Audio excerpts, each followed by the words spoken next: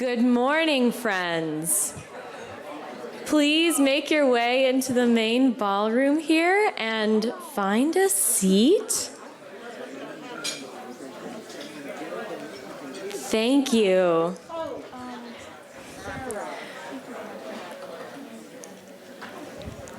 Well, welcome, and welcome back to everyone who was able to join us yesterday. It's lovely to be together again, both in the room and on Zoom.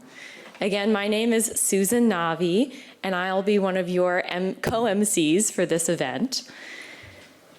For those of us who were able to join the plenaries yesterday, we heard a lot of information, of hearing from peace builders who are working directly on the ground to help prevent violent conflict. We heard from Ursala Knudsen-Latta, FCNL's Legislative Director for Peacebuilding Policy, and we got to hear from FCNL's General Secretary, Bridget Moix. With that foundation, we are excited today to be focusing on the next piece of the equation, your lobby visits.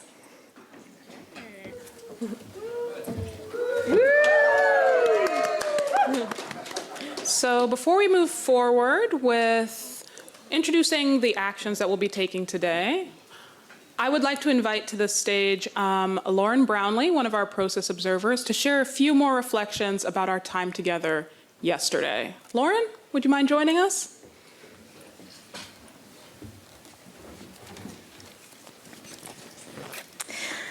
Good morning, friends. I am sharing today about the fact that some of what we heard last night was a reflection on what a tender time this is for people. That what has happened and is happening in Israel and in Gaza in particular makes it so that we are all living right now holding a whole lot of grief and fear in our communities and with our loved ones. And that is really meaningful for people who are called to be peace builders, which is what we are. That we feel a real responsibility for how we talk about what is happening in Israel and in Gaza, about how we are caring for each other and for people who are in Israel and Palestine, and that there is not one right way for us to be talking about it, for us to be advocating for it, and that it can hurt when we hear people sharing things or when we see advocacy that is happening in ways that don't align with our perspective on how we are called to be peace builders. And so I want to just name that living with those differences in how we are advocating for peace is part of being beloved community, that we are practicing together right now the beloved community that we are seeking to build. And that as we do that, we need to be mindful of what our needs are as we are engaging in this moment, and how we are tending to our own nervous systems that have been so heightened in this last few weeks especially. And we want to the extent that we can and that we are led, show grace to each other and to the people that we are engaging with as they might be differently led than we are in this moment. Understanding that what unites us is this work toward just peace. Not peace alone. I think yesterday part of what some people had a concern about is, are we just going for peace, or are we hearing any calls for peace without justice? And the FCNL really consistently, for its entire history, has paired peace and justice, that we understand that those two things go together. And so holding that at the center, and that is what we as a community are working toward, is just peace. May we hold each other in the light. May we hold all of the people who are in pain and are in fear and are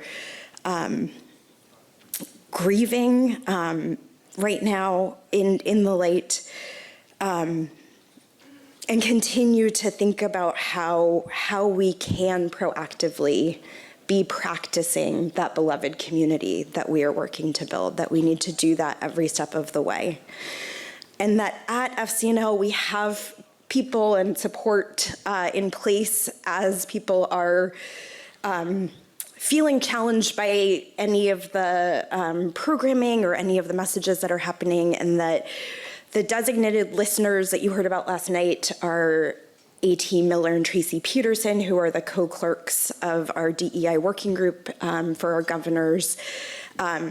Incoming this year as a co-clerk is Lizzie Biddle, who is here in the doorway and who is also available as a designated listener throughout this experience. Will be here through Saturday. So if people need any support, additional support in processing, in holding any of the weight of this moment, please know that those resources are in place. And let's just begin today with holding a moment of shared silence to hold in the light all of the people who have lost their lives and who are currently both living in fear and in grief.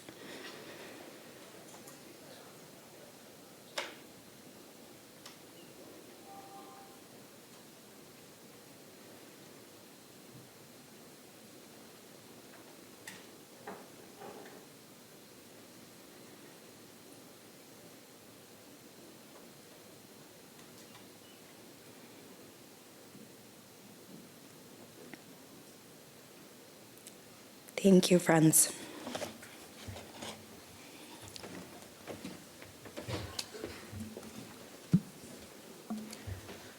Thank you so much to Lauren for helping us hold that space this morning. So as we're looking forward, today we're going to be putting our advocacy into action. We'll be learning how to talk to offices about our ask for peace building and why this kind of advocacy and the advocates in this room are so important. This morning we'll be hearing from FCNL's grassroots staff, from grassroots advocates, and from a very special guest from a congressional office about how to be most effective when we speak with our legislators, and we'll also have time to prep for our lobby visits today. There'll be a couple of tracks this afternoon. For those folks who are here in DC and have lobby visits scheduled, you will be talking to your legislators today, which is absolutely fantastic. So for those folks on Zoom, there will be virtual actions that you can take to advance this work all across the country. And there are also opportunities for workshops online as well for folks to help advance and deepen our advocacy skills. So with that, I think I'll turn back to Susan to introduce our next panel. Thank you, Juan. To begin this day of action, we are pleased to invite Sarah Freeman-Woolpert, FCNL's Deputy Director for has been training and organizing FCNL's grassroots network since 2018, including the fabulous advocacy teams. Please join me in welcoming Sarah.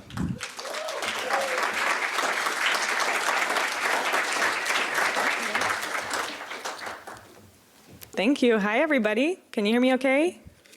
All right. It's good to see you all. Good morning.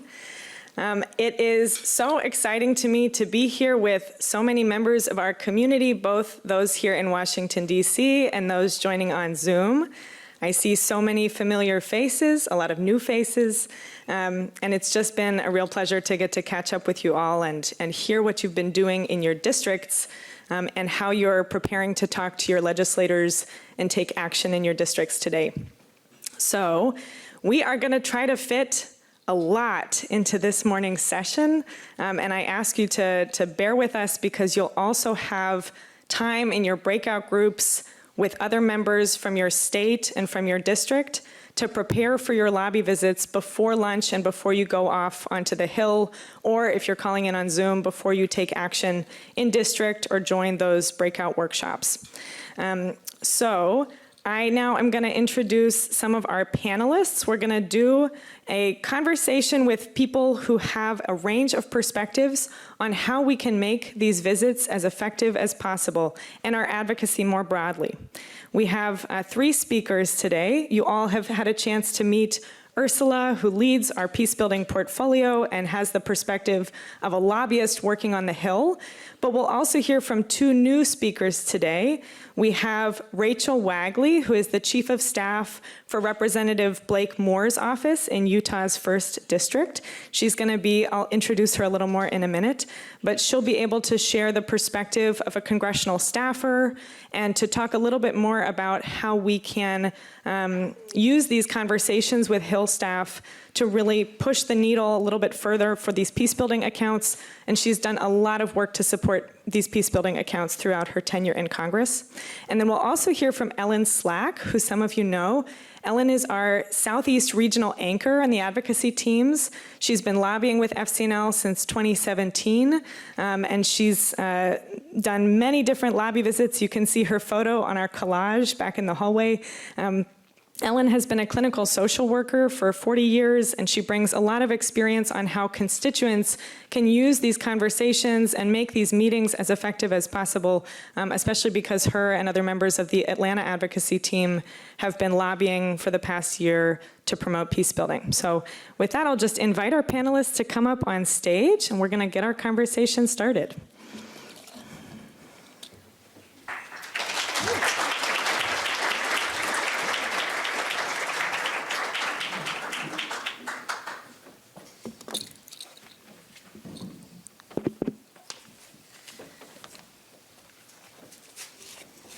All right, can you hear me? Let's see, I have to stretch. So I know that folks have already heard a little bit about what brought Ursala into this work and Ursala's role and her work on the Hill talking with congressional staff.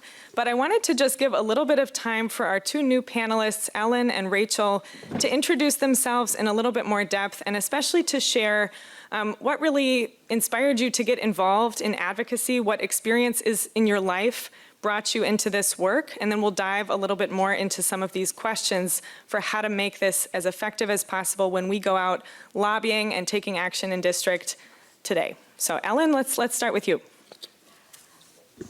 Good morning. Can y'all hear me okay? Good. I also want to say good morning to the people on Zoom. I can't see you because you're out of my peripheral vision, but I know you're there. When Sarah, I want to start off by saying what we heard last night was incredible. And it occurred to me that we are speaking for those people today. When we go to the legislative offices, we are saying what is needed so those people that we heard from can do the incredible work that they talked about. So that just kind of puts me in a mindset of who I'm the front man for. When Sarah asked me to do this, I thought of 3 things that I could offer to you, and I know I'm speaking to the choir here. But the first is modeling loving care. The second is building trust, and the third is being prepared. We heard Ursala last night saying that we need to find that of God in everyone. Well, folks, that includes all politicians. And so it's not about agreeing, it's about loving.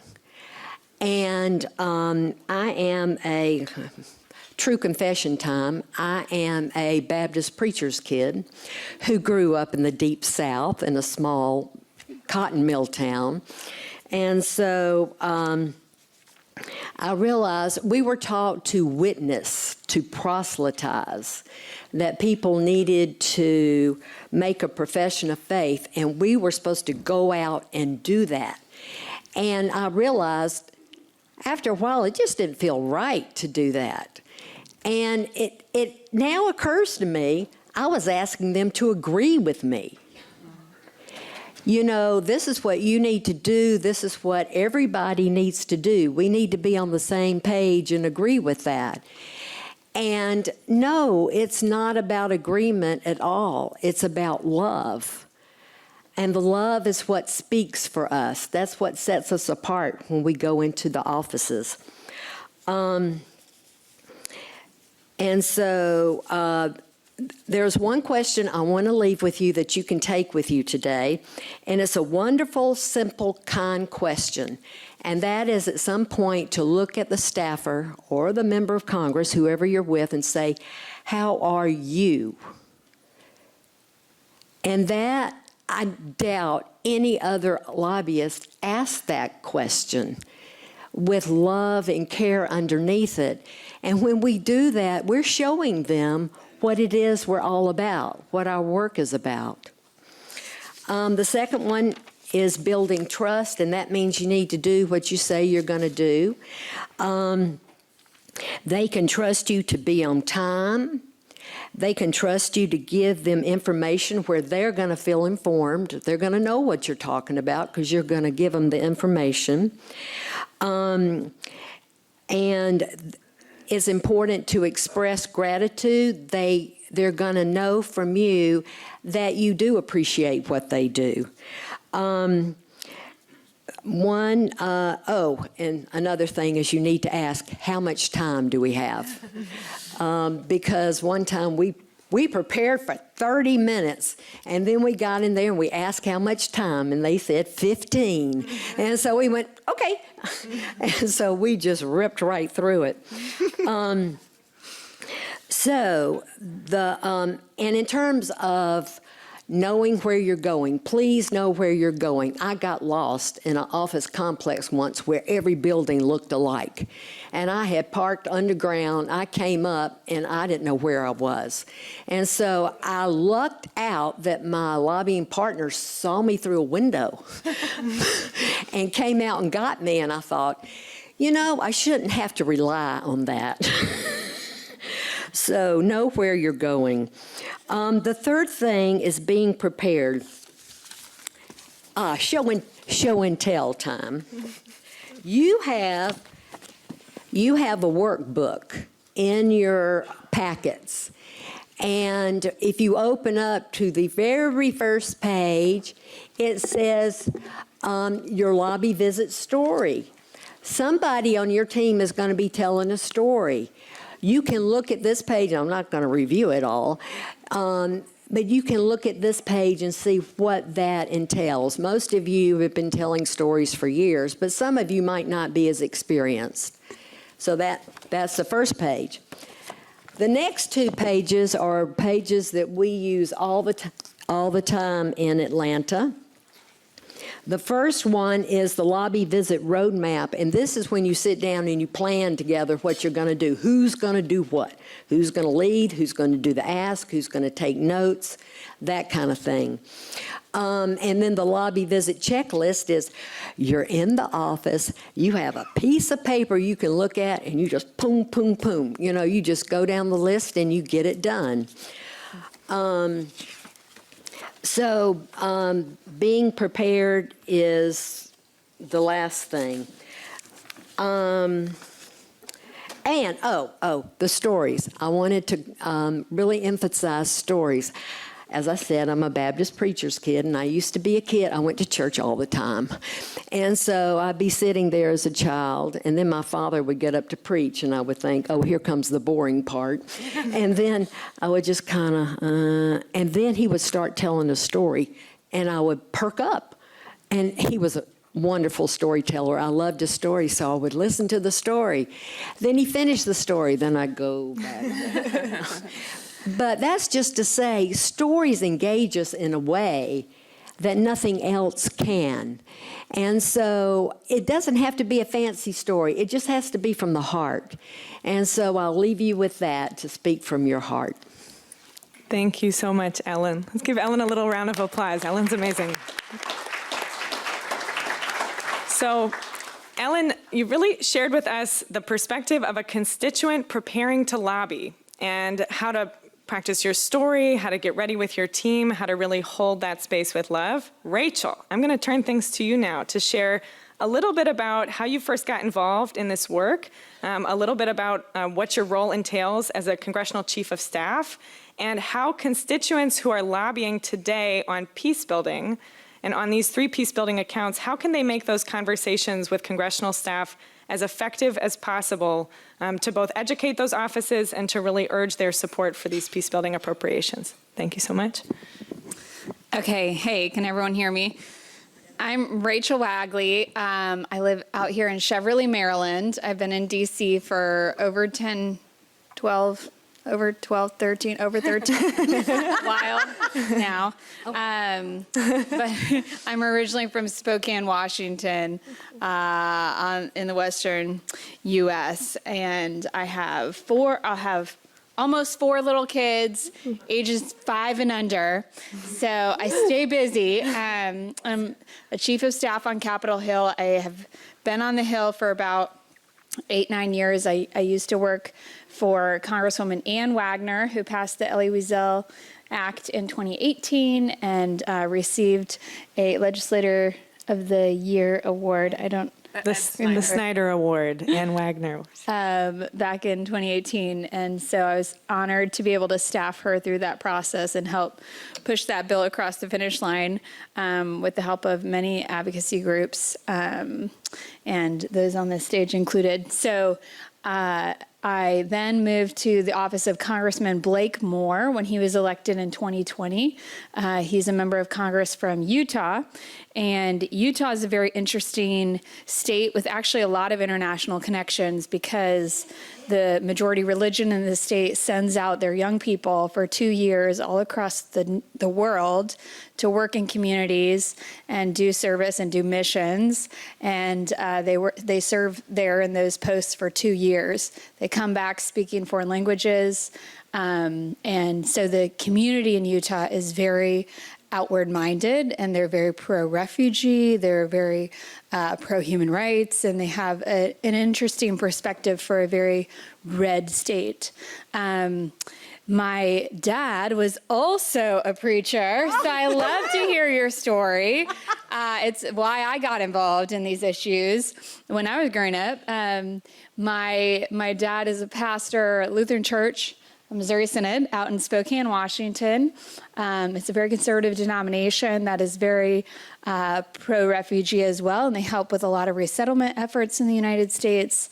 And my father, who had served in missions in India when he was younger, really took on this call when we received a large Burma ethnic community group that was resettled in Spokane. I don't know how familiar you are, but the Karen, Kachin, and Chin people of Burma, who have been long oppressed by the Burmese regime, were resettled in Spokane, Washington, and many of them.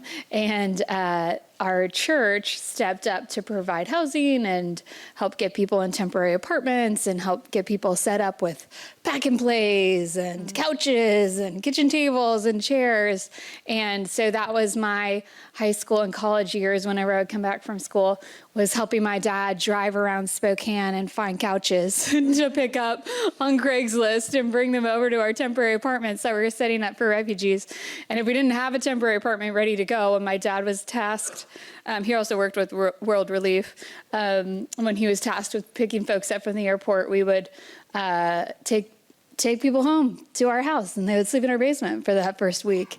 And we'd figure out some temporary housing. And my dad would also provide transportation for folks to go out and work in the surrounding orchards and farms and ranches to help people get set up with their first job. So it was very useful for me to understand the experiences of folks who come to the U.S. for the first time with nothing and with no job experience, with no work history. They've been living in this case, refugee camps for their entire lives. And many Burma ethnic minorities who come and are resettled in the United States have never lived outside of a refugee camp before they come here. So it's a lot of skill development, and English language training, and all of that. So when I came to Washington, D.C., I wanted to save the world. I had first, after college, done a Fulbright in Thailand, and I extended my stay after my Fulbright was over, and I lived on the Thai-Burma border and taught at a Karen refugee school and learned a lot about ethnic minorities in Burma and what they were facing. And so I came to DC right after that and worked at the U.S. Campaign for Burma, which was an advocacy group that actually no longer exists. But that was my first start in DC, was working as an advocate and campaigning for the rights of ethnic minorities in Burma. And so I learned quite a bit doing that. I went from there to a think tank and then eventually to Capitol Hill. And I now serve as a chief of staff, which means I run the congressman's life. He would agree. He just sent me his renovation plans this morning for a house. He's helping figure out with his wife in Salt Lake. So he is an awesome member of Congress. He's very international minded. He was in the Foreign Service himself after he served a mission in Korea. And so he lived in Southeast Asia when he was in the Foreign Service. So we had a lot things in common. But as a chief of staff, I run his DC office and his DC staff. I run his district office. I oversee those operations. And I also oversee his campaign and his fundraising. So I get to kind of sit and view it all and make sure we're effective on all fronts. The congressman last week was elected vice chair of the House Republican Conference. So he's now the number 7 member of House Republican leadership. In a weird way, we were the addition to the table after Matt Gaetz vacated Kevin McCarthy. So I don't know how to take it, but we decided that this was perhaps foolishly the right time to step up and have people in leadership who wanted to push the right efforts and pick the right battles and get things across the finish line. So he is a very conservative member who wants to communicate an optimistic, positive vision for winning the future. And I really buy into that message where we should communicate solutions and not problems. So that's a little bit about me and what I do. I can go into how this is a very difficult appropriation cycle for anyone coming to DC to lobby on. It's probably the worst in many, many years. So you're doing a difficult thing. But I don't know if you want to go next and circle back. Well, let me ask Ursula one question, because again, you all are preparing to talk to members across the political spectrum today. And then for those joining us on Zoom, you'll be doing drop-by visits. You might be publishing LTEs, letters to the editor, or preparing to lobby in the coming weeks. And Ursula, you've been doing a lot of lobbying for these peace-building accounts for, 5 years, maybe more. And I wonder if you could foreshadow for us a little bit of the pushback that folks might hear in these conversations, which I know there are some talking points about that in everyone's workbook, but what might we hear when we're talking to offices about peace building today, and what are some of your tips for how we can respond to really make sure that our ask is heard? Yeah, absolutely. It's amazing to also hear Ellen and Rachel sort of what brought you here. I think if you ask any staffer, anyone in DC, why did you end up here, there is always a fascinating story behind it. And I mean, I think one thing you're going to hear is exactly as Rachel's going to talk about in a minute, just sort of the state of the appropriations process this year has become very challenging. So one big pushback you often hear is, well, I'm not on the appropriations committee, this isn't my job. And that might be true. They might not be on the appropriations committee. What you can always ask them to do is, great, will you go talk to an appropriator? Can you raise this and let them know members of their caucus care about these accounts, and members of their caucus are focused on this and want to see these accounts included in the final bill? Even if they're not in the conference committee, even if they're not part of the negotiation process directly, every member of Congress is going to have to vote on the ensuing bill. And part of leadership's role is understanding, where is my party at? Where are the members in my caucus? What are they thinking? And if your member isn't on the appropriations committee, not a problem. They can go talk to the appropriations committee. They can let them know, whether it's staff to staff or member to member, all of it is important. Earlier this year, one of our advocacy teams asked their senator's staff, hey, can you go talk to the Appropriations Committee about these accounts? And they did that, and they found out, hey, turns out there was a typo in the bill. We were able to flag it because of our advocacy, and they're going to look to resolve the typo. And so those kind of things happen because staff are talking to staff, because they're raising, hey, my boss cares about this, our constituents care about this, can you give me an update on where we're at? Can you make sure that it's included in the final bill? I want to be able to tell my constituents, we got this over the finish line, we got what they were asking for. Another important piece of pushback you might hear is, well, we've got problems at home. We can't afford to send money abroad. That is not just one party, it's not just one side. Many folks feel this way, that there are a lot of problems in the United States. There are a lot of crises happening in our own country. We are a very blessed country.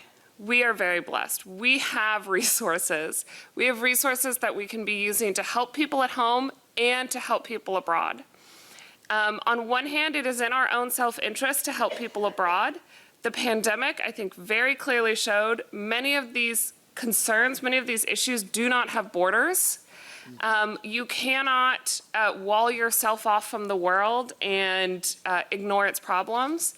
And if we can be constructively engaging, if we can be helping prevent violence and prevent conflict through these small investments, that will not only create stability, create opportunities for trade and engagement around the world, it will also reduce the likelihood that we have to engage militarily around the world, which is exceedingly expensive in lives and in taxpayer dollars.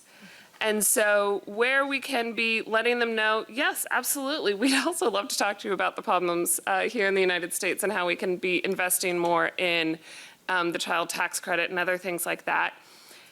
Helping people abroad helps people at home. Sharing our wealth, sharing our blessings as a nation with countries who are struggling with violent conflict benefits us, and it's the right thing to do. So those are sort of two kind of big pieces of pushback. And then, as we mentioned last night, a lot of staff will probably have never heard of these 3 accounts, and you get to be in the exciting opportunity to educate them and to say, great, I'd love to tell you about them. I'd love to tell you about one of our speakers last night, or your values and your passion for peace and why this work is so important. You might be the first person that's ever come and talked to them about the atrocities prevention funding. You probably are. We're the only grassroots network working to support atrocities prevention funding this year. And that's why your guys' voice is so critical on these accounts. They're often overlooked domestically, but they have a huge impact. And then lastly, I would just say, to Rachel's point as well, we do have many refugee communities in this country. Many of us, our families might have fled to the United States during times of war and oppression.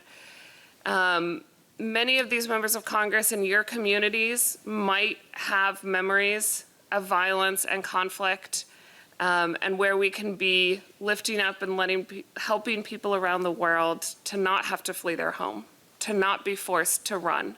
But be able to live in a peaceful community, I think, is really a positive thing we can be doing. Thanks, Ursula. I want to make sure we have time for at least one more question for Ellen and for Rachel. I know that Rachel's going to have to take off pretty soon so that she can get back to the office. And what I wanted to do is to take a minute to ask Ellen, when the Atlanta advocacy team is preparing for a lobby visit, I know that I've met you all in person in Atlanta before with this large team that does a lot of lobbying together regularly.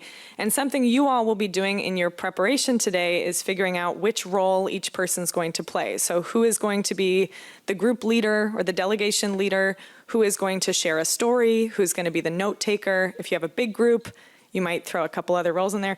But Ellen, what are some ways that you and your team determine the different roles that each person can play, and what have you found to be most effective in making sure that multiple voices in the group are heard and that each role can be played really effectively? One thing we do is we have a preparation visit.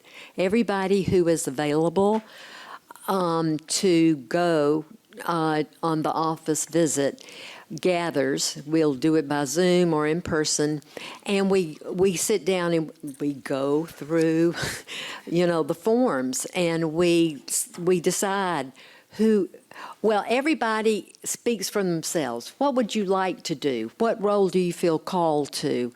And those people, will write down, and then we fill in the other task as we need to. But it's a matter of listening to each other and honoring each other and letting folks, again, speak from their heart about what it is they want to do. Thank you, Ellen.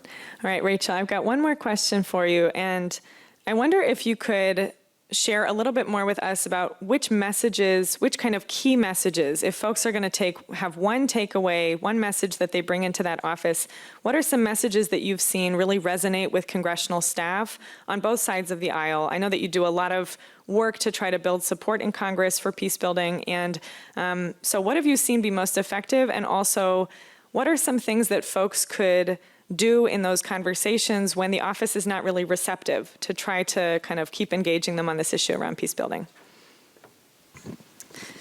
Yeah, a couple things. One, I saw the pie charts that are on some of these tables. We did that pie chart exercise in Republican conference.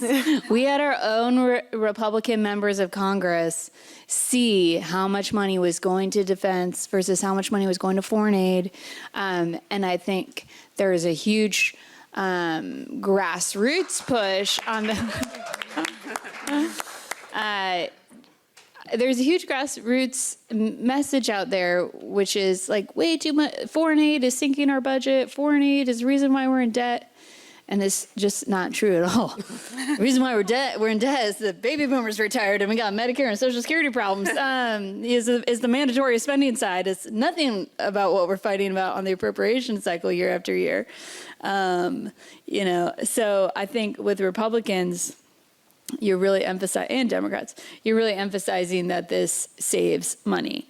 And by addressing conflicts early, by training foreign service officers who are going abroad on how to address mass atrocities and how to identify warning signs, you are investing at the right time so that things don't turn out differently. And I think, especially for Republican offices, I think this is widely held right now, that this is one of the most treacherous moments in the past 5 decades on a foreign policy level, with what's going on in Ukraine, with Russia, and in the Middle East, with Iran, and tensions in the South China Sea.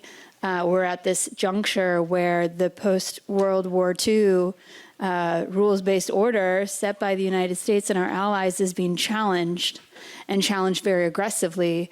And the United States is not standing up diplomatically at the level that it needs to do to reassure our partners and allies across the country that we stand with them.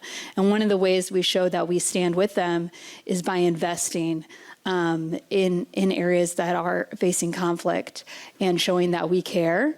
The America First message is insidious, and it undermines our own interests, our American first interests. So I think, and also what happened with the Afghanistan withdrawal during the Biden administration was very harmful for how the world sees U.S. Strength. So I think when you're communicating, particularly Republican offices, these investments in peace building, these investments in reconciliation and atrocity prevention and accountability and justice, and the Complex Crises Fund, they help us save money later, and they help us ensure that we don't end up in World War III, which is a huge concern right now in the Republican conference. So I think that's one thing to mention. The other thing is that when you're lobbying in office, I think it is very useful to see the DC staff and the district staff, to the extent that folks can also make requests back home in their districts that mirror their requests out here to the DC staff is very useful. A lot of folks don't take advantage of the district office congressional staff, which is unfortunate because we have just as many staff in the district as we do out here. If you can make a trip to Ogden, Utah, or wherever your district office is, and sit down with those staffers, it's doubly effective because then the member or the chief or whatever, I'm hearing about it from my own legislative team here in DC, but then I'm also getting it in the weekly report in our weekly meeting with our district staff. Hey, this group came in, this is what they want. What's the DC staff going to do about it? And so you're hearing about it twice and you're more, you're doubly likely to act. The other thing is following up. We have so many meetings every day. Every staffer who you will meet with this week is very used to being told what to do, is very used to paper being handed to them. They're very used to being yelled at on the phones. They've heard it all, right wing, left wing, everything in between. So what you can do is to go into that meeting thinking this is not like the end stop. This is the first stop. And I'm going to, after this meeting, follow up with them. If feasible, I'm going to request a meeting back in the district. I'm going to then follow up with the DC staff and tell them I met with the district staff. And I'm going to follow up quarterly throughout the year so they're hearing from us, because you're not only looking at the FY24 budget, you also have FY25 budget coming up in a couple months, the way we've worked this beautiful system and process this year. So I think there's just so many lost opportunities when advocates come in, and I mean this on any, from like corporate tax interest to human rights interest. Folks come in, they tell you one time, they leave thinking like my job is done. That staffer has 8 other meetings that day. And you were just one of, you were just 20 minutes of their full day meeting with group after group after group after group. They can't even, like, at the end of the day, who did you meet with? I don't know. I have to go back and look at my email because I just met with so many people. I'm just, we all have these human brains. So in one ear and out the other, if you can follow up with an email, hey, thank you so much for meeting. Here's what we met on. And then follow up, 6 weeks later with another email. Hey, any progress on this? And then follow up, 3 months later. Hey, what did you guys end up doing? So the more they can hear from you, the better. And the more you can tell stories or relate it back to the state in some way, shape, or form with a community group, with Ann Wagner. It was the Muslim Bosniaks who had fled Bosnia in the 90s, who are still living there and who were this like amazing, very well-established Muslim community and otherwise very Catholic St. Louis, who made her want to engage on the atrocities prevention issue. So if you can find those little things that make members click with what they're doing and how it directly affects the people that they're representing, that's also great. And I just want to pick up on one thing Rachel was saying, and Ellen referenced it as well. You're talking with a human who has had a very long day in a very difficult year.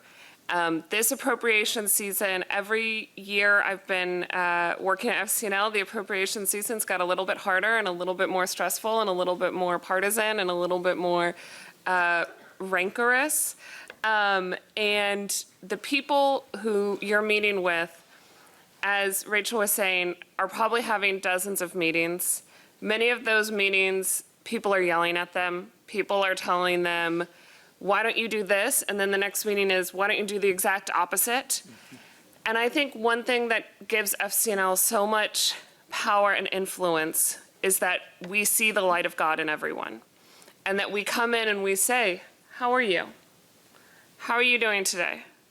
I want to talk to you about this. I want your member to support this. But I'm not here to start a fight. I'm not here to get upset. I'm here to tell my story and provide you some information and answer your questions. And when we come in that sense of cooperation and that sense of humanizing everyone in the room, we can have really fantastic conversations. Even walking out being like, okay, they completely disagree with me, but that was a really nice guy. I'm gonna call him back in a quarter and be like, hey, how are you doing? I'd love to come back and talk some more about this. Did you have any questions that I could get you some more information on? So even if they are disagreeing, just remembering that that person is a human who's probably had a very long day, after a very long fall, after a long year, I think can just go a long way into them remembering us and remembering our ask and saying, oh, those were good folk. We should talk to them again, My local group in Utah invited me to go on a hike They're like, next time you're in Utah, let's go out on a hike. I'm like, I'm very pregnant. I'm not going to hike anytime soon. But it was that human element. Like, hey, we'd love to get to know you as a person, you know? Yeah. Well, I have something to say. A lot of times, well, most of the time, we meet with staffers. And, we sometimes get disappointed that we're not with the actual member, but you're planting seeds when you talk to a staffer. You do not know where they're going to be in 10 years or 15 years. They actually might be the member of Congress. And you're acknowledging them as being important as themselves will make an impression on them. And they will know what's underpinning, the love and care, and they'll take that with them. Thank you. I want to give a huge thank you to our panelists. If we can give them a little round of applause. Thank you all so much. Go ahead. Wait, one more thing. So sorry. This year for FY24, I think what you were saying is so true. You are asking, because this bill has been baked in the House committee already, it's already come out, and at this stage, it's at the Four Corners level. It's with leadership, and what ends up in these packages in January and February. The appropriators are going to be involved, but they're not going to be the final say. Your ask is that the member talks to a member of leadership to make clear that it is a priority that this stays in the bill, whatever happens to that bill, because that bill won't look like what the House bill and the Senate bill look like now, but these accounts need to stay there, and that's what you're asking. Yeah. Exactly. Thank you so much. And I just wanted to uplift something that we talked about that I know Rachel mentioned the Bosnian Muslim community in St. Louis that really had an influence on Congresswoman Ann Wagner and her championship of the Ela Wiesel Genocide and Atrocities Prevention Act.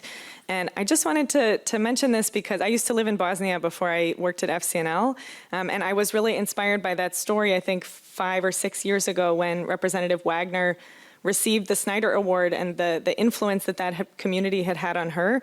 And I remember when I lived in Bosnia, a lot of my friends who were Bosnian Muslim, they told me, go back to the United States because you actually have a lot of power to hold your government accountable for some of the policies that affect our countries and our people all around the world. So I just wanted to lift that back up because our country both has the economic power, some of the diplomatic power.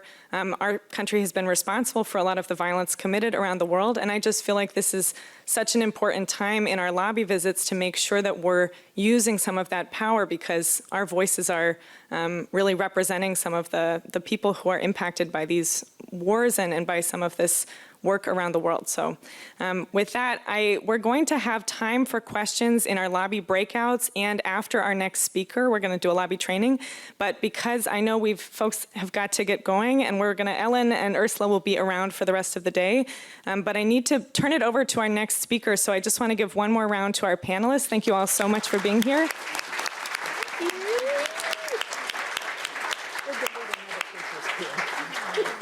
Thank you all so much. And with that, I'm going to invite Amelia Kegan, who leads FCNL's policy and advocacy team, to come up and share some remarks as we prepare for our lobby visits today. Amelia?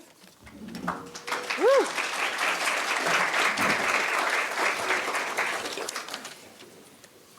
Good morning. It is so good to be with you all. So my job is to fire you up, inject you with some hope and inspiration as you head off to lobby or advocate online. But I gotta admit to you, I read the news too. The reports coming out of Gaza, the growing instances of anti-Semitism, Islamophobia, anti-Arab hate.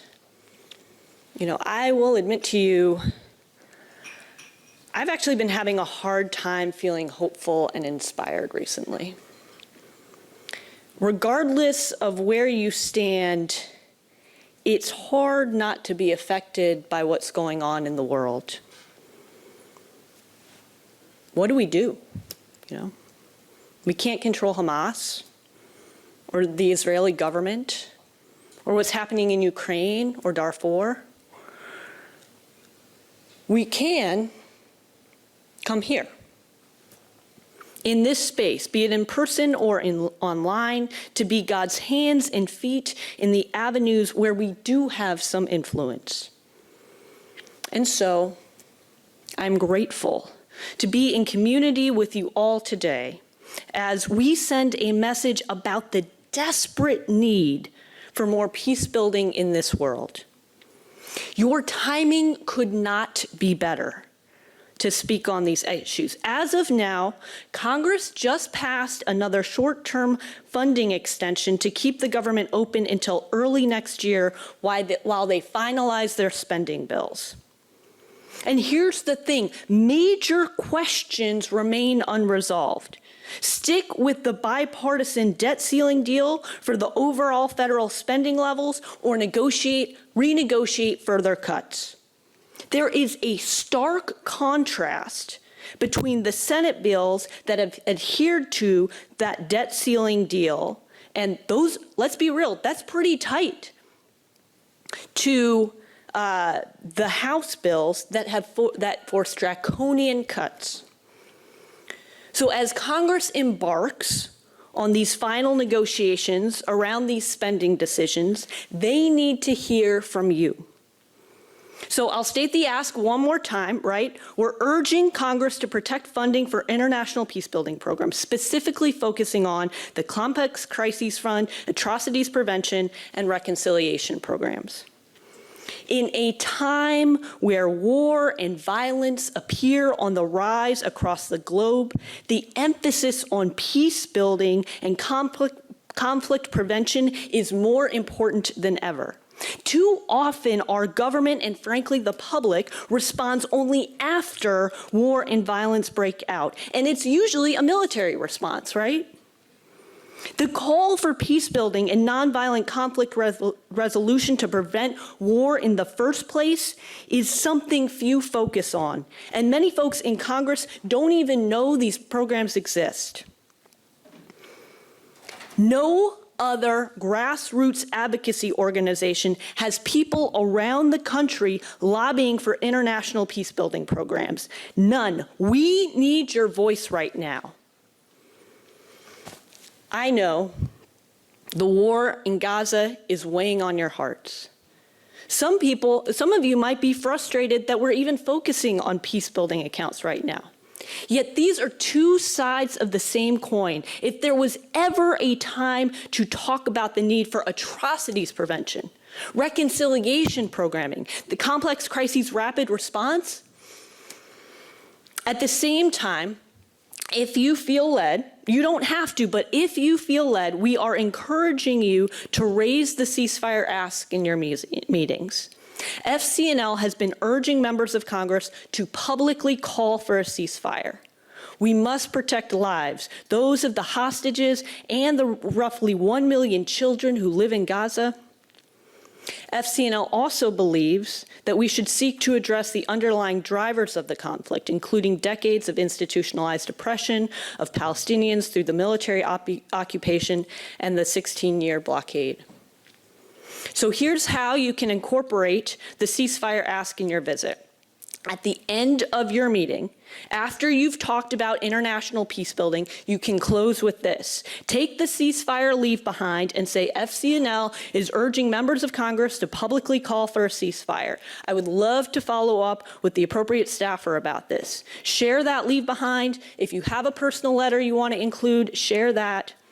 The staffer may decide they want to spend a couple minutes talking about this. They may not. We don't want to shift the entirety of the visit to the war in Gaza for a few reasons. First, we told the offices we'd be speaking about peace building funding and appropriations, and as an organization that values relationships with offices, we don't want to blindside anyone. And you might be talking to the wrong staffer. Also, the peace building ask, as you have heard, is a really important one. It's timely, and no other grassroots organizations are pushing it. So I know it is easy to feel lost in the depression of the reports coming from Gaza, but also the other areas of the world, from Ukraine, Sudan, Myanmar, and other places getting less media attention.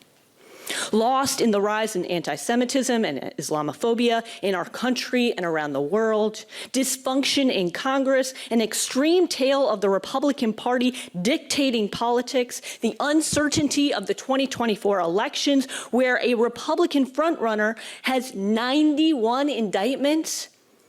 It's easy to get lost and overwhelmed and not know where to go with it all. So I want to share a story. A few years ago, I joined some friends on a long night run out in the Virginia mountains. Now, I am slow, so by midnight, I'm alone. And I'm barreling down this mountain trail, carefully following the purple tree markings. My directions say clearly, as you go downhill, be very careful to turn left off the purple trail and onto the pink trail. If you cross a stream, you have gone too far. So I see a turnoff to the left, and the blaze on the tree looks pink. I'm sure that's the turnoff, but here's the thing. In the black of night, dark pink and light purple look an awfully lot alike. And I question, I doubt. Am I in the right place, on the right path? And just as I start to panic that I might be lost in these vast Virginia woods in the middle of the night, I hear the voices of other runners in the distance. So I continue on. But then the doubts return. I don't see the runners. I don't hear their voices anymore. And I cross what technically could be characterized as either a small stream or a large water runoff. Again, I question whether I'm on the right path. And again, just as I begin to panic, I look down and I see the wet markings of running shoes emerging from that waterway. And I am again reassured.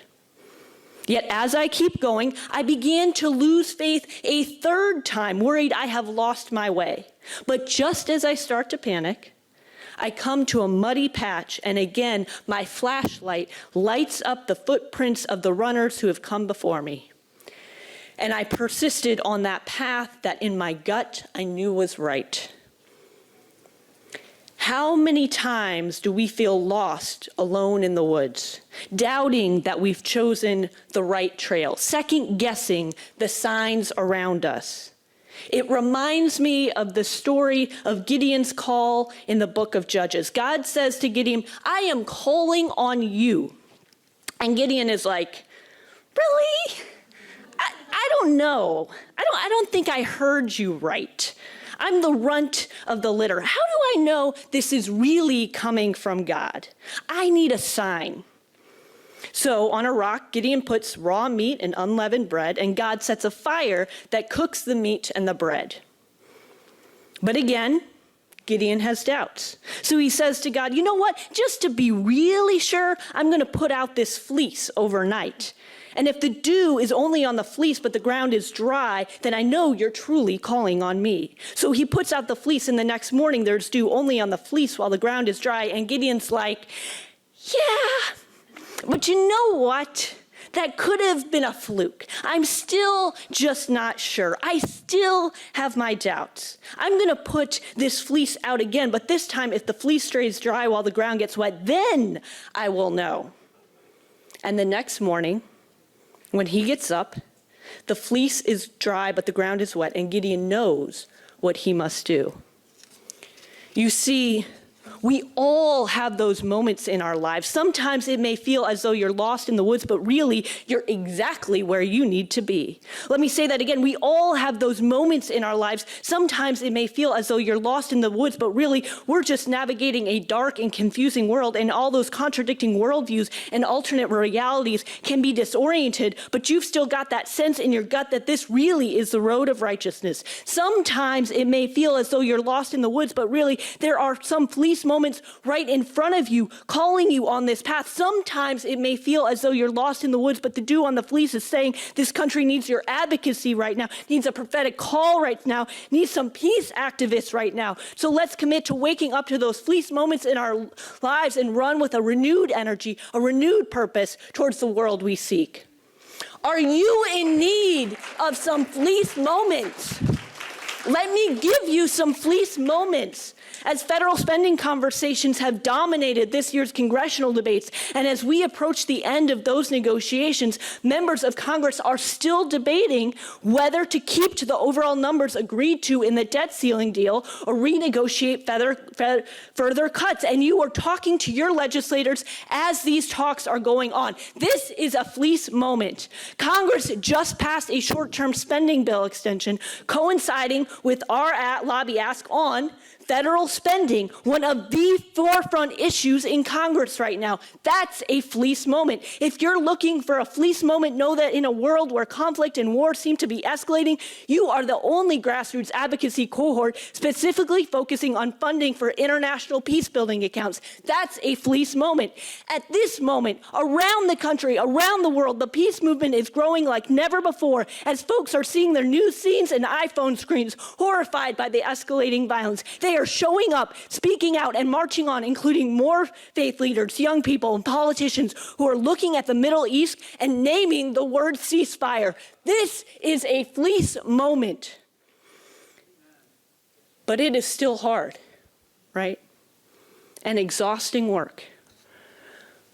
What do you do when discouragement's grip on you claws in deep? Where do you go when it seems as though the hate and the fear, the violence and militarism are winning out? As I mentioned, I'm a distance runner. And as some of you know, my favorite distance is the 100-mile race. And in a 100-mile race, there is always at least one moment where I doubt, where I get so tired, my legs begin to falter, and the talk inside my head spirals downward. And the more negative my attitude, the slower I become. I lose strength. I start making excuses. I consider quitting. Earlier in my ultra running career, my response was to put my head down and grit it out. Society tells us that when times get rough, tough it out, reject weakness, and simply do not give up. But what I found is that is not necessarily the most effective strategy. You see, when your head is down, you can't see around you. And if you can't see in front of you, and you can't see behind you, and you can't see the side of you, you can't see who is around you. And what I learned is I actually needed to look up and around and find another person. Rather than gritting it out on my own, I needed to find another runner. Even if I started to focus on that person, rather than be stuck in my head with my negativity and self-doubt, if I focused on encouraging that person, soon that encouragement spontaneously spread to me. We live in a society obsessed with and terrified of scarcity.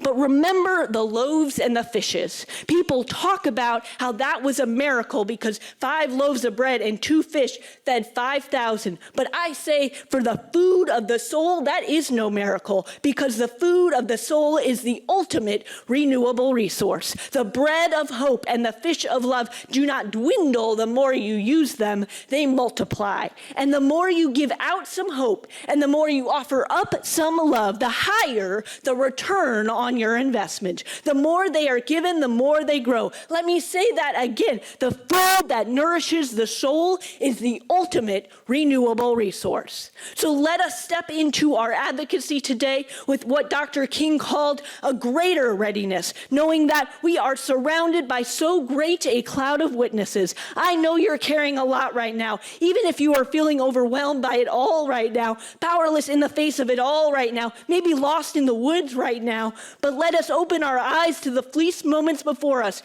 There is a reason you are here today, moved by faith, guided by spirit. You are being called in this moment to loose the bonds of injustice and run with perseverance the race that is set before us. We may have some dark days in front of us, but let us not grow weary or lose heart. And let us join together in this moment, guiding each other, supporting each other, leading each other, redeeming each other, feeding each other, nourishing each other, encouraging each other, praying with each other, being with each other, truly seeing each other, speaking up with each other, in solidarity with each other, shaping each other, molding each other, holding each other, emboldening each other, marching with each other, recharging each other, being in community with each other, professing how violence only begets violence, that peace through peaceful means is not some naive pipe dream, but a repeatedly proven effective strategy, that those passages about peace in scriptures are more than just trite quotes for Sunday mornings inside stained glass walls, but fundamental values we are called to live out and embody even when they're unpopular, daring to believe in a world free of war and the threat of war, to lend witness and prophetic voice towards that bold vision of the world we seek. Thank you.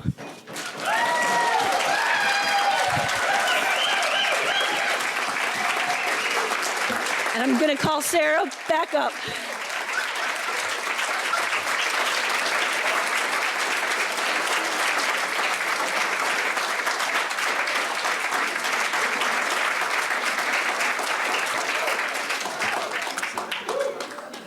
I don't know how to follow that, but let's give one more round of applause for Amelia Kegan. Thank you.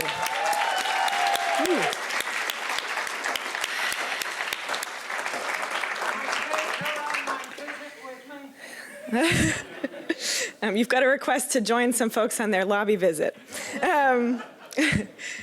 Okay, we're almost at the point where we're going to go out into our breakouts and actually plan for these visits. I know in the program we told you there was going to be a little break. I'm just going to encourage folks, let's power through for one more 15-minute stretch to do our main stage lobby training, get all the information that we can give to you, and then we'll have some, I think, coffee and other things for the break as we move into that transition with your breakout groups. So if you can stand, if you want to shake it out a little bit, do a little stretch, let's just get ourselves ready for 15 more minutes before we break out so that we can actually plan these visits together with our groups. We've been hearing from a lot of amazing speakers, drinking a lot of coffee, I hope. All right, so take a minute and then let's come back together so that we can go through your workbook to prepare for your meetings today and tomorrow. Okay, and for folks joining us on Zoom, shake it out a little bit, get up, swivel your chair around. Even if you're not lobbying today on Capitol Hill, we know that you're lobbying. You may not be doing a drop-by today. Hopefully some of you are. But much of this will be relevant for folks who are planning to lobby after this event as well. All right, so let's come back together and take your seats so we can get to our breakouts. Yeah, you can come up here. We're going to do the role play up here. So whenever you guys are ready, come on up. There you go. I'm going to do a little review of the workbook before I turn it to the role play. Can I go to the bathroom? Oh, sure. Yeah, I'm going to. Okay. All right. Got it?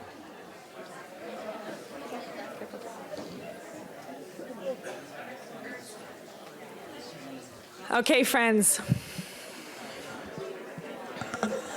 Can you hear me okay? How's that? All right. I see most folks are back. I see hands up. Is this? Okay. So we're going to try to go through a few aspects of this amazing workbook that hopefully most of you have in front of you. We're going to talk about some of the preparation to do when you get into your breakout groups. And most of you will have an FCNL staff member as part of your group who can help answer questions and help facilitate that preparatory work before your meetings begin.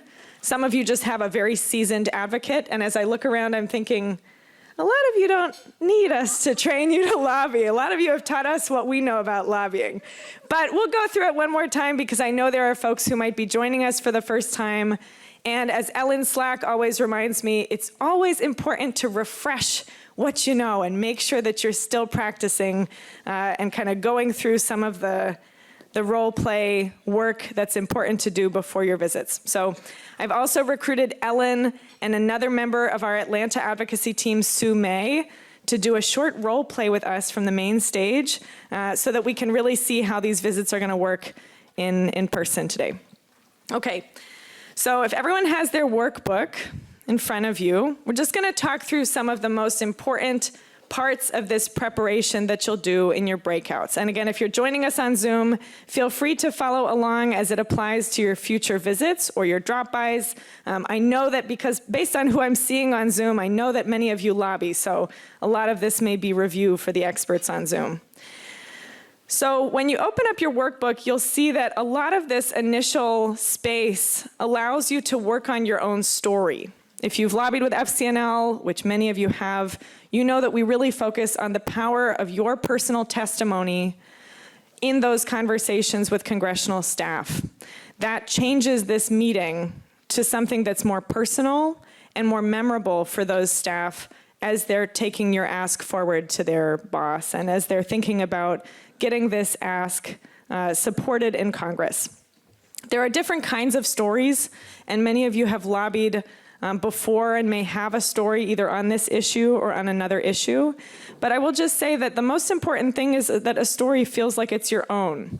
You can have a personal impact story if you yourself have had direct experience and if you can relate to this in some personal way.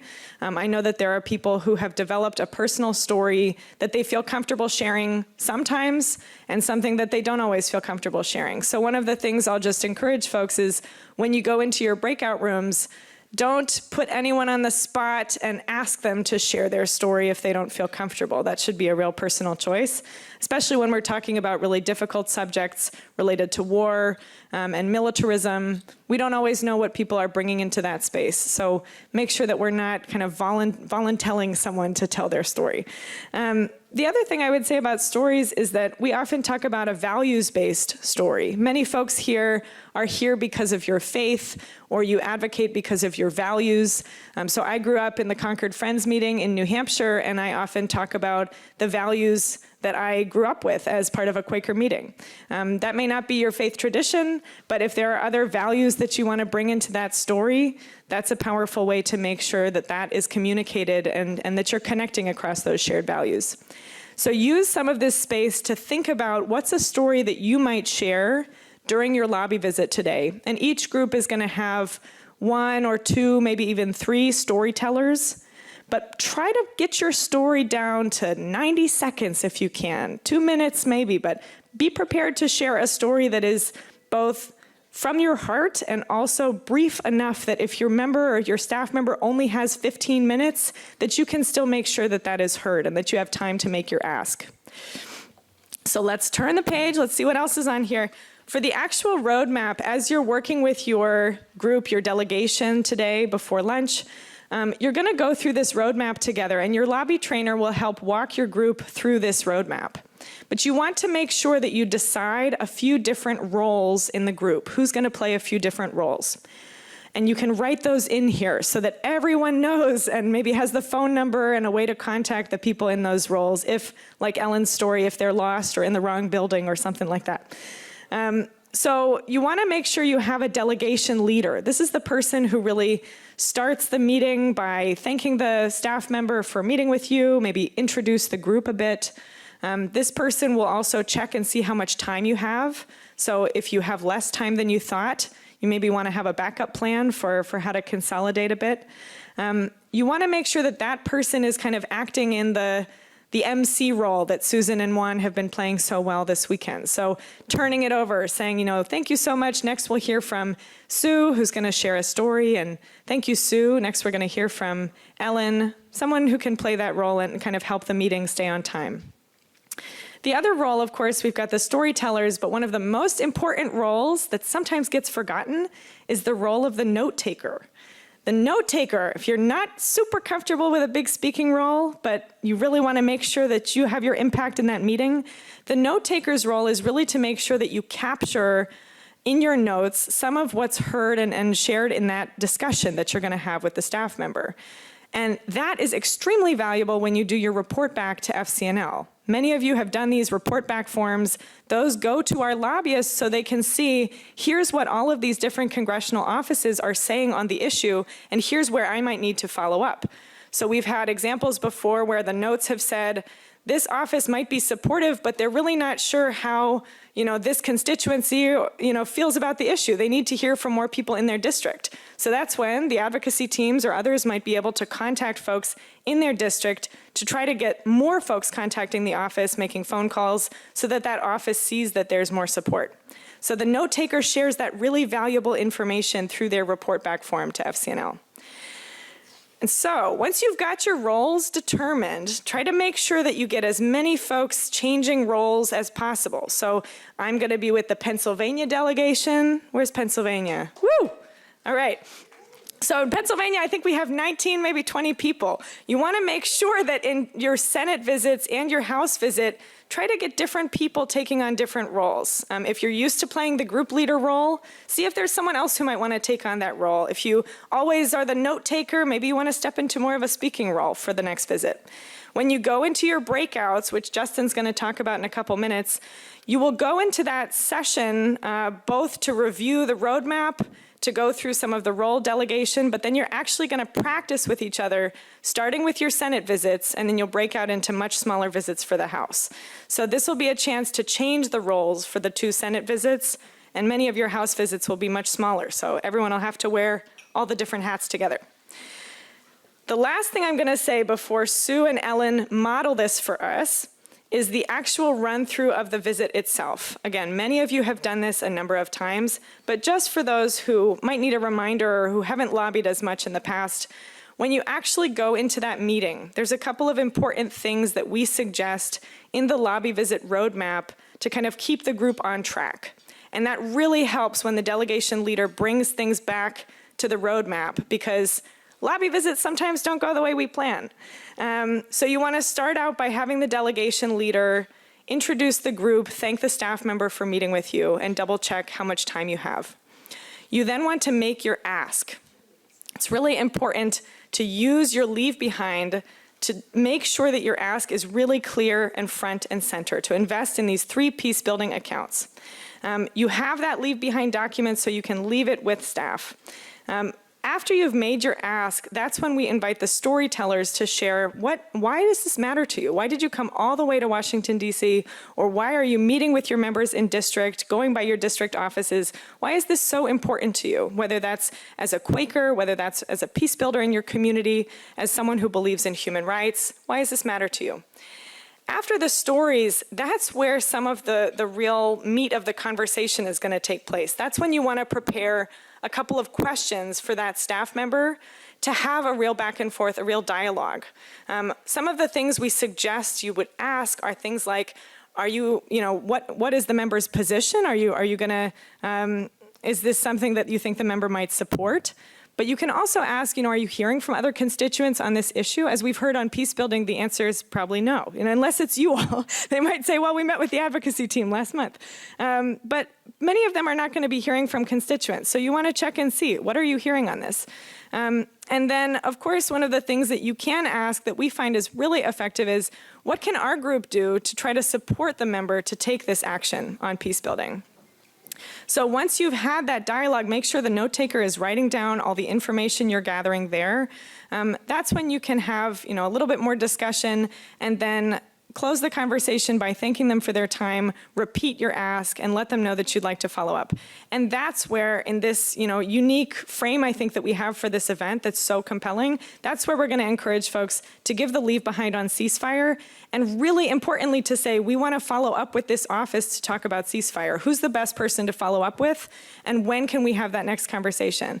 Hassan El Tayeb, who leads our Middle East policy portfolio, and I are going to lead a session tomorrow tomorrow at noon before we close out QPPI about how we can take this work forward.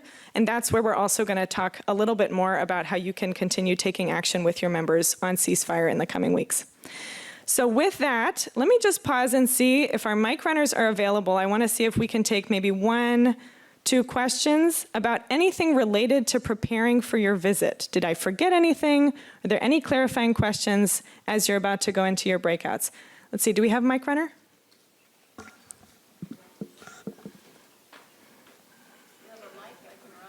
Let's see. All right. Thank you so much. Yes, we're just getting the microphone ready. Sorry. Thank you so much. All right, if we can get this question up here in the front.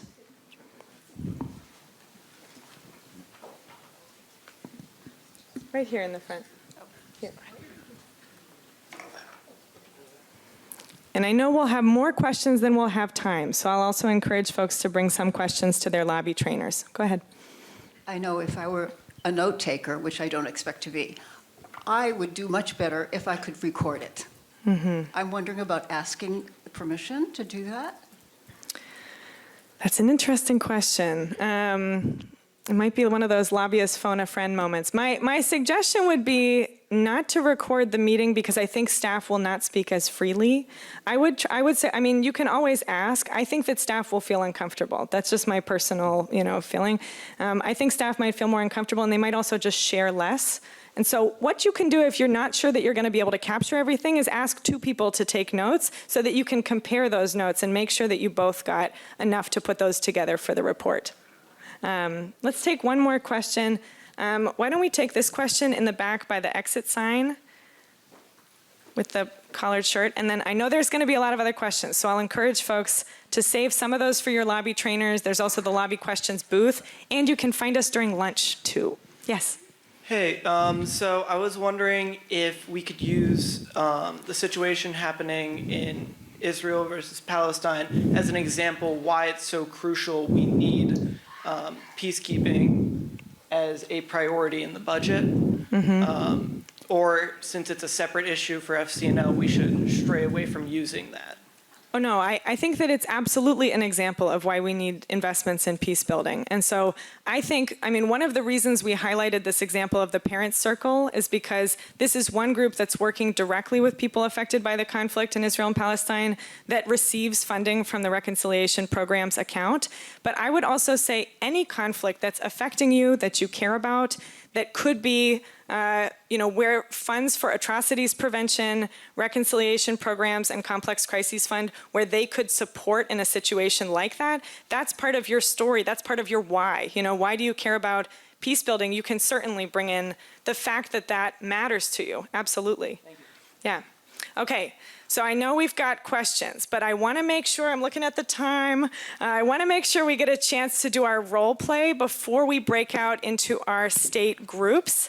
And so I'm going to introduce again Ellen and Sue May from our Atlanta advocacy team, who are going to do a quick model for us of how these conversations go before we break folks out into their state delegations, so you can have a little break, do your lobby training together, and prepare for your visits before we go into lunch.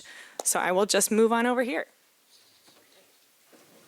Mics, so we're gonna have to sit. We don't have mics? Well, these are our mics. these are. Okay, it's gonna look a little strange because we're sitting, but we'll just roll with it. We're in a row. Exactly.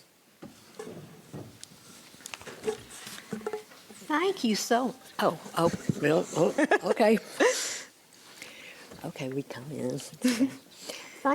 Thank you so much for meeting with us today. We appreciate it. I'm Ellen Slack. I have lived in Decatur, Georgia since 1987, and I'm in your district, and I'm just glad to be here today. Hi again, Jane. This is so glad to see you again. We met last, was it June, when I was up here on the Hill, and you're, of course, the legislative aide for Nikema Williams. So we're here to talk to you again about what we've been working on for all year. Thank you so much both for coming. It's really good to see you again. The Congresswoman, we really appreciated meeting with your group last time. And it's always good to talk to people from Atlanta. So thank you so much for being here. Before we go any further, how are you doing? I'm doing okay. You know, it's been a week. It's been a hard week, yeah. Well, we want you to know that we're thinking about you because it is tough. There's a lot of stress, but we care about you as a person. Thank you. So just know we've got your back. Yeah, how much time do we have? You know, this is unusual, but we only have about 5 minutes for this meeting. So I know that's going to put you all in a little bit of a rush, but you know, you all are old pros at this, so I'm sure you can pivot. She did tell us that ahead of time. Well, first of all, we want to thank the Congresswoman for supporting legislation to prevent gun violence, because gun violence is a leading cause of death of children in our country. And we're just so appreciative that she stepped up on behalf of children and adults in regards to this. And now Sue is going to be giving our ask. We're here, Jane, because we're still, just as we did back in June, urging Congresswoman Williams and all of the House and Senate to invest in these peace-building funds that we know are effective and save us money. But specifically today, we are asking for her to do what she can to speak to the appropriators in the House to keep the level of funding the same as last year. We noticed that last year, for example, the Complex Crises Fund, that's the rapid response team, was funded at $60 million, but it's down to $30 million this year. And we thank her for her support for last year's budget, but we need that again, especially in these times. So here is a good chart to show you that we'd like to have her advocate with her colleagues across the aisle, especially, to raise that level back up to $60 million to match the Senate allocation. And just because, well, you have this already, but these are the three accounts, of course, that we're most interested in. Thank you. So thank you. So this is really helpful because this is something I can pass along to another member of our team. But it looks like you all are advocating to retain from the House SFOP's appropriation bill $6 million for atrocities prevention. 60. I think it's 6 for atrocities prevention and $60 million for the Complex Crises Fund and 25 for is that right? 25 for reconciliation programs? Here. Yes, but I'm talking about the Complex Crises Fund. Yes, there we go. Here. Okay. And we want it to stay at 60 million. Perfect. Thank you so much. This is really helpful to have all of this in writing. Yeah. Thank you. I like to tell you a story. We're actually in town with a couple of hundred Quakers lobbying Congress for peace building this weekend. And we had a session last night, and we had a speaker from the Parent Circle Family Forum that works in Palestine and Israel. And her name was Sherry, and her presentation was just mind-blowing. You could tell she's been involved with this. It's been mind-blowing for me to learn about them. But it's about people coming together who have lost family members from the other side, getting to know people on the other side, and developing caring relationships. And that includes talking to children, where the children learn, oh, these grown-ups from the other side care about me.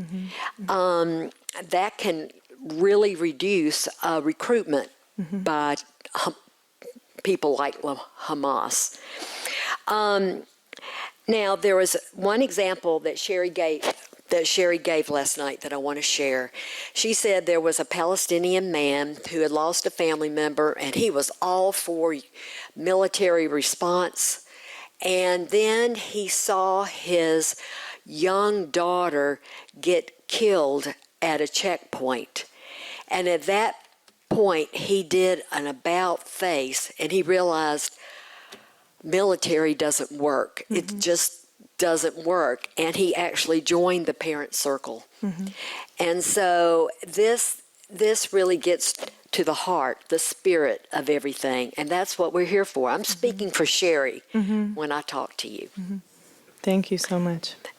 And that's why we think that it's imperative, especially in these times, that we maintain these investments in peace building at least to the level of last year.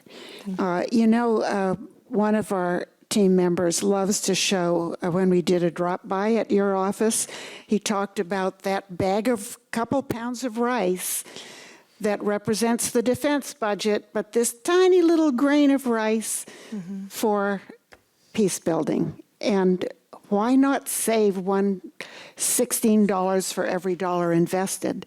If that's the only argument that would work, that would be enough. But what do you think the Congresswoman will be thinking about? And do you feel that she also could talk with colleagues? Would there be any barrier for her to that? Or I know she's busy. How can we make this a priority with her? What suggestions do you have? Yeah, thank you so much. And I know that you all have been doing this advocacy all year, and I know we're also really short on time, but I always appreciate you coming and talking with our office on this ask, and you all have been lobbying for many years. I know the Quakers lobby for peace year after year. One of the things that's really helpful is when groups like yours come in and have these meetings with us so that we can really hear some of the perspectives of our constituents and some of the things that are important to you. One thing that would be really helpful, I don't know if you have some of the stories that you shared, if there's any leave behind or other materials you could share so that I could share those with other appropriators as I'm talking to them about We'd be happy to do that, and I'll follow up by sending you a copy. And I'm going to give you this article from Nicholas Kristof from the New York Times. He actually talked to people in the parent circle, and he said, does this really work? And they said, what else do we have? This is all we have. Do you have any questions? Well, I would just say that if it's possible for you all to send some of this by email as well, I can then forward it on to some other staff in our office. But otherwise, I know I'm really pressed on time, so I'm sorry that I can't stay with you longer, but I appreciate you coming in again and hope that you'll also come by our district office in Atlanta. We'll do that. And Jane will also like to talk to you about promoting a ceasefire between Hamas and Israel. So we'll be back to you on that too. May we do that? Yes, absolutely. Do you have something you could leave? And a quick selfie. We want a picture. Yes, we always have to take a photo. Amazing. Okay. Thank you so much. There we go. All right, thanks. Let's give them a round of applause. Okay, thank you both. Okay. It's easier in person. All right. So thank you so much to our role play folks from Atlanta, Georgia.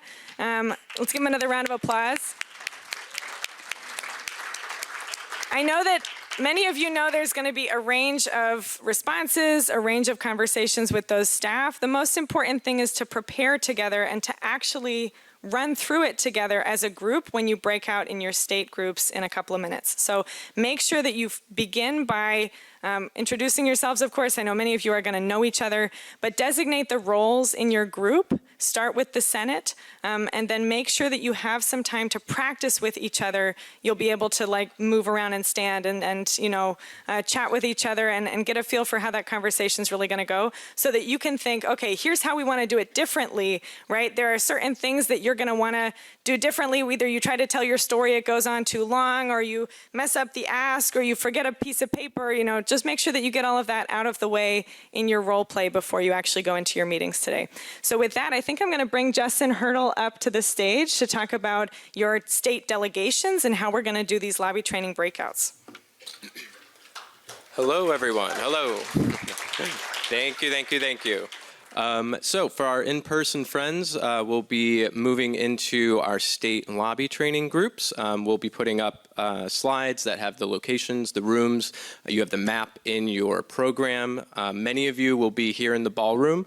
We'll see our trainers. They'll give us a big state sign so you can look for your state abbreviation to know who to follow either out of the room or stay here in the ballroom. So we'll look for that in a moment. And we just want to give one logistical update. For folks who have meetings on the Senate side today, which is many of you, but not everybody, we need to make sure that we try to get to the offices early. Offices have alerted us just to, there's a lot going on today. There might be some demonstrations, so they just want to make sure that people have enough time to make it through security. So we also encourage you to leave your backpack or your briefcase or your suitcase or anything that you don't absolutely need. Leave that here. If you would like, we're happy to take that and our staff room, keep it safe, but we just want to make sure folks can get into their meetings on time. It's about a 20-minute walk up to the Senate side. It is absolutely gorgeous outside, so I encourage you to walk, but we will have 2 shuttles going about every 15 to 30 minutes. That'll be out front, and just look for the "War is not the answer" sign. They'll also be going to pick up after meetings, so if you would like a ride, just hang tight, look for that sign, and jump in that van or car. If you have any questions after this, we'll be at the lobby questions table. Come give me a holler. And anything else changes, we will let you know. But get into those state groups and have some fun. Thank you all.